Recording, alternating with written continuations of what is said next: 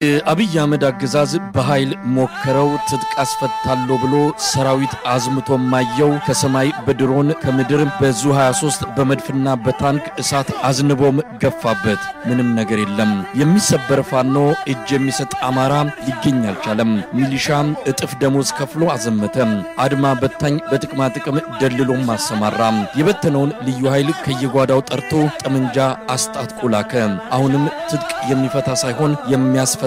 እጅ የሚሰጥ ቀርቶ በሺዎች የሚማርክ አንድ ተሰውቶበት መቶዎችን የሚያስተኛ ኃይል እንጂ ሌላ አልተገኘም ታቦት አሲዞ ሽማግሌም ሰዶ በየጫካው ላከ አሁንም የሚፈልገው አልተገኘም አዋጅ አስለፈፈ 2-3 ጊዜ የሰባት ቀናት ገደብ አስቀምጦ ሰላማዊ ጥሪም አደረገ